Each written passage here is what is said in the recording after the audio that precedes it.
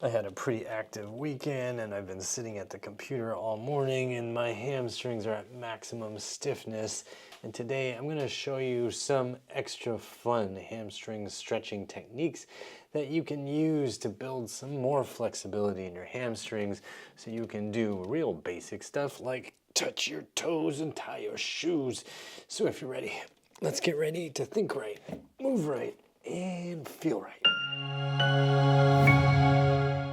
In a recent video on hamstring stretching, I showed you a very unique, very powerful technique to stretch and strengthen your hamstrings, and all you needed was a bench or a wall or even a tree trunk to stabilize your body against. And in today's video, I'm going to follow up to that video and show you some more advanced techniques that you can use to really pinpoint the powerful stretch and build some strength in really awkward positions that you've probably neglected, but that can really supercharge your athletic performance and your just everyday normal ability to do basic stuff. So in case you haven't seen that first video, I'm going to link to it in the description box and also at the end of this video, but I'm going to cover some of the basics real quick here so you understand what we're doing, and then we're going to advance into the more advanced techniques. All right, so let's start with the basics. So normally when you're doing hamstring stretches, you're probably just trying to do this and your butt can actually shift back, your weight can go into your heels, and that actually changes what you are challenging in your hamstrings. So with this variation, what we're going to do is actually use a wall or a bench in front of us. We're going to be leaning more forward so that we can keep weight into the balls of our feet, more into the toes, rather than letting our butt shift back. We've got our hips right here a little more on top of the feet. We're not letting it drift back like this, okay? This can be really helpful for athletics. It can be helpful if you're trying to recover from having lost your balance. So you can see even right now, my heels are up a little bit. You just don't want to be in your heels. We want to be more towards the front of the foot, and you can just find whatever position feels good for you, and then you're going to be coming down towards the floor. Now, when you do this, you're not just trying to push all your weight into your arms and push into the wall or onto the bench. You actually want to try to unweight there. This is just helping you balance, and you want your hamstrings to have to manage your upper body weight. Your upper body is trying to sink down, so your hamstrings are what need to control that with just a little bit of help from your hands. So you're trying to get the hamstrings to do all of that. Now, in the previous video, I talked about just kind of hanging out here, doing little pulses, and I talked about doing this with 2 feet on the ground, but that's not the only way you can do it. There's other ways too, and I want to explain how you can use these other ways to also build some more strength in positions that will help you throw kicks or be able to maneuver and dance and do stuff that you otherwise won't be able to do because your hamstrings just haven't been challenged in the right way yet. And before I explain what I mean by the right way, I want to know what brought you here. Why are you thinking about your tight hamstrings, and what have you tried to loosen your tight hamstrings already? Drop me a comment down below. Now let's talk about this idea of challenging your hamstrings in the right way. What do I mean? Well, what I don't mean is that there is one specific prescriptive way that you should do this, that everybody should do. What I mean is you want to challenge your hamstrings to be able to handle different positions depending on what life throws at you. Now, if you are somebody who's doing martial arts or dance or even yoga, and you're trying to get your leg up and out here, or maybe you need to be able to be on this stance leg and allow your pelvis to tilt on it like this, you need to give your body a chance to learn how to handle those positions in a controlled way before you start forcing it to throw kicks or do these things at high speed or for long periods of time. So the best way to do that is to create a situation where your body is in that position with help, where you can control how much load is going into the hamstrings, how hard they have to work, and how long they're in that position. So that then when you're going into that position with speed or power or whatever, you're able to handle it, it feels safe, and nothing goes boom.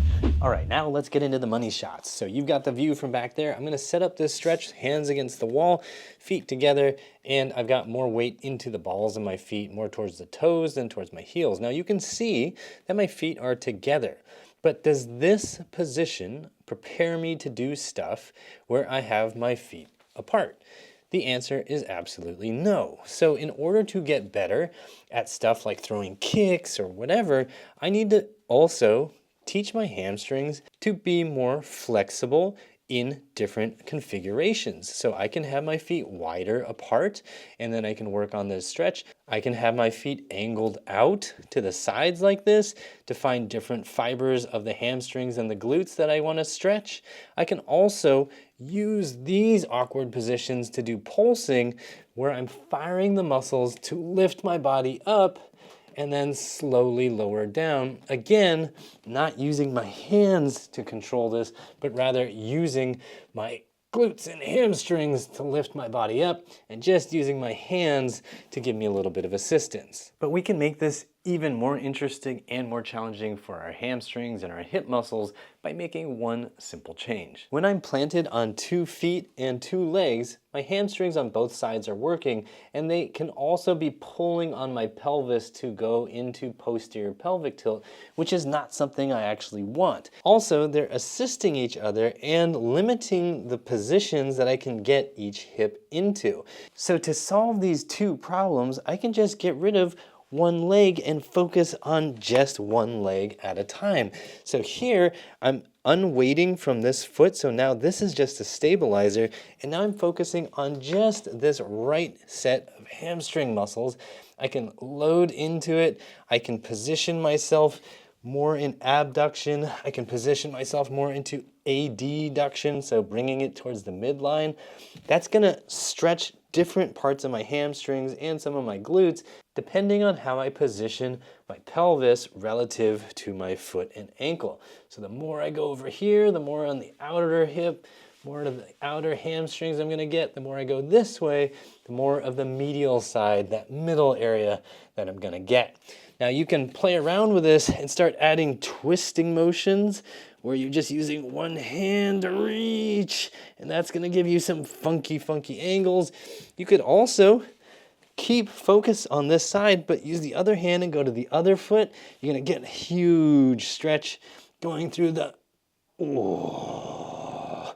medial hamstrings and adductors. I don't know if I'm gonna be able to get up. Oh God, somebody help me. Bench, yes, thank you. Thank you. I love you, bench and wall. But wait, there's more. You can also get yourself at an angle to the wall, so then you can focus on building some more length and strength in this even more awkward position. So right now I'm really loaded onto this right leg. This left foot is just giving me a little balance. I've got a little help from the wall. And instead of just having my pelvis over like this, which is normally what happens when you're doing hip hinges, I'm actually allowing my pelvis to be more over here so that I can really work those medial hamstrings and some of those adductors while I go deep into that hip flex position, but I'm using the wall to help me manage the position so the pelvis is here and I'm coming all the way up. Now again, to reiterate, you need to play with different positions in order to get better at different positions. So a lot of times when you're doing weightlifting, you're always locked into specific configurations. If you're doing a straight leg deadlift, you're right here.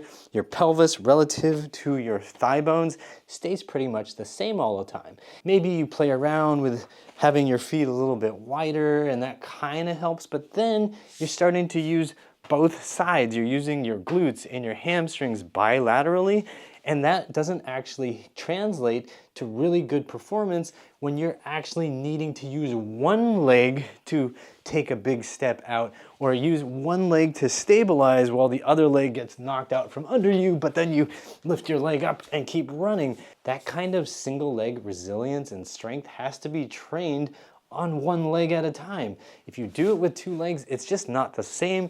Your brain firing patterns and your muscle firing patterns are not the same as when you train this the way I've just talked about. So again, using a wall or a bench, I can come down into this. My pelvis is locked in one position relative to my leg, and I can work on getting hip extension from that position if I want it. I can work on getting more hip flexion, getting deeper into hip flexion, using the hamstrings, using the glutes to control the up and down.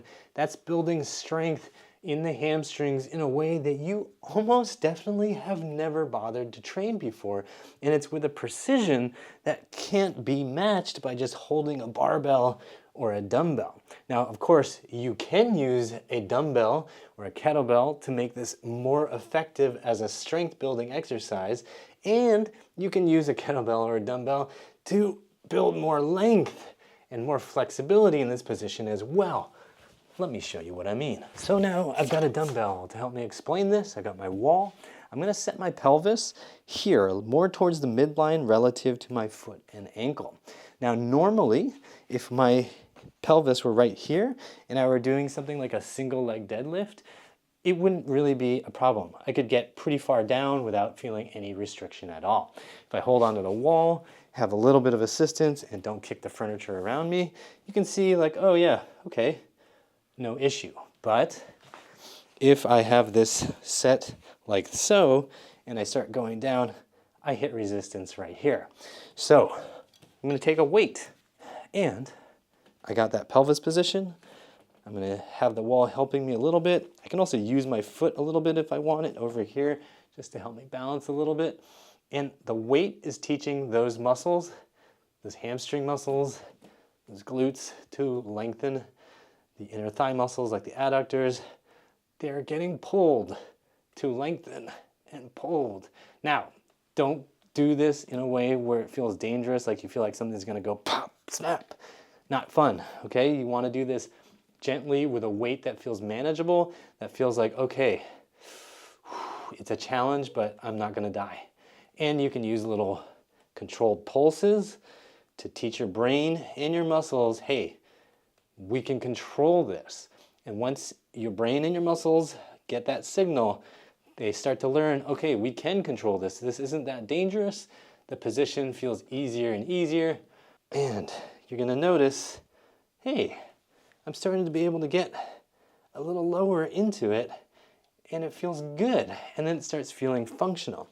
And then you can start to add more weight when it feels like you can comfortably manage a load like this. So if you're doing something like 3 sets of 8 with a given weight, and you're feeling like, yeah, that feels good, and your hips are feeling like mobile, smooth, they're able to kick around and do all the stuff you want them to do, then start adding weight conservatively, especially since this is a single leg exercise in awkward positions. I wouldn't raise the weight by large increments.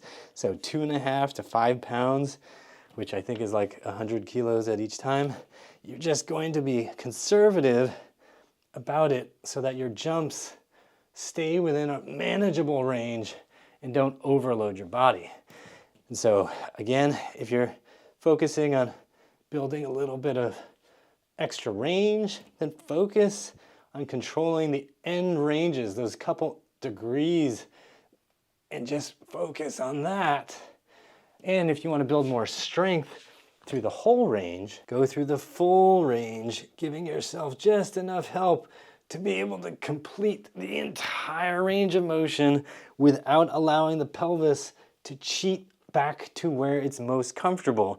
Because the whole point of this is to figure out where you're not capable, where you're a little bit weak, and work on that angle so that you start owning more and more positions and feel safer and safer, even though you're in those funky, awkward positions. And when you're first starting with this stuff, remember that slow is safe and fast is foolish. So don't go loading this with 100 pounds.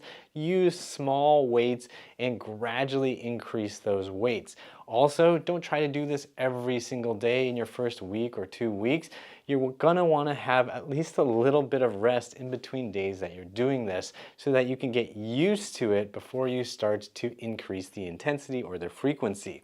The last thing I want is for you to go, yeah, I'm gonna do this every single day with 50 pounds, and then maybe I'm gonna do it twice a day tomorrow, and then the next day I'll do it 3 times, because you're gonna cripple yourself with soreness.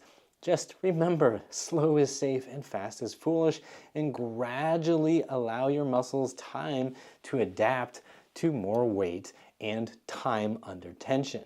If you're holding the stretch today for 10 seconds, then maybe next week you could bump it up to 15 seconds. You just want to be conservative about it and just allow yourself time to recover, because being in these awkward positions is, number one, going to be super new, and number two, going to be a little dangerous because it's a new position that your muscles are not used to.